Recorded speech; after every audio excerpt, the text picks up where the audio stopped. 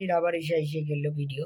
তো এখানে দেখো কর্পোরেটের ওয়ার্ল্ডের যত জব থাকে না ওগুলা হচ্ছে যে আপনাদেরকে শুধু স্লেভ বানাবে।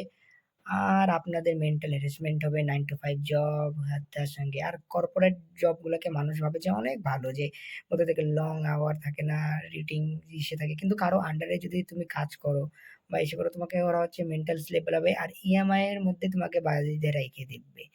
মেন হচ্ছে এগুলা জব একদমই বেকার থাকে। আর দেখো তুমি যদি একটা ছোট-মোটো যদি বিরিয়ানির দোকানও খোলো বা চায়ের দোকান খোলো না তার থেকে তুমি হচ্ছে যদি অল্প টাকাও কামাও না ওই টাকাটা তুমি শান্তির মধ্যে থাকবা। কোনো প্রেশার থাকবে না, কোনো ইসে থাকবে না।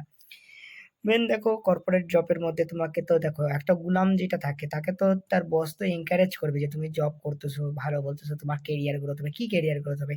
মানুষ 20,000 টাকা, 20,000 টাকার জন্য এগুলা কাজ করতে বাইরে চলে যায়। আর তারপরে পায় কি? মুম্বাইয়ের মতো, কলকাতার মতন, দিল্লির মতন এগুলা শহরের মধ্যে, ব্যাঙ্গালোরের মধ্যে এগুলা ফাইসে যায়। তারপরে ওইখানটা হচ্ছে তোমার মানে বাড়ি ভাড়া দিতেই তোমার সারা জীবন চলে যাবে। কর্পোরেটের জব এরকমই থাকে। এই যে একদমই যেকোনো কর্পোরেটের জব। আর আমি আরেকটা জিনিস বলছি যে তুমি যদি এদেরকে বয়কটও করো না কোনো ফারাকও পড়বে না। কনজুমারিজম ইলিউশন থিওরিটা দেখে নেবা ওইখানে তুমি বুঝতে পারবা।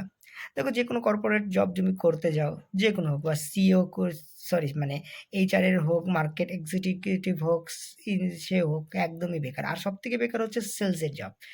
এই জবটা তো একদমই বেকার। না তুমি এখানটা কোনো যদি বুকিংও না করতে পারো না তাহলে পরে তোমাকে স্যালারি দিবে না কিছু দিবে।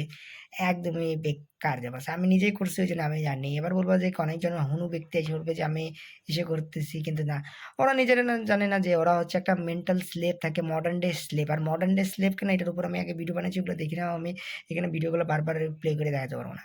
মেন হচ্ছে যে কোনো কর্পোরেট জব হোক তোমাকে ওরা খাটাইতে থাকবে। তুমি হচ্ছে নিজের কেরিয়ার ভাবতেছো কেরিয়ার বানাবা কিন্তু কি কেরিয়ার থাকবে? কোনো কেরিয়ারই থাকবে না।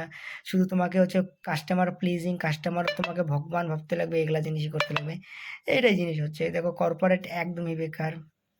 যাওয়া না একদমই বেকার। কে কি বলল না বলল।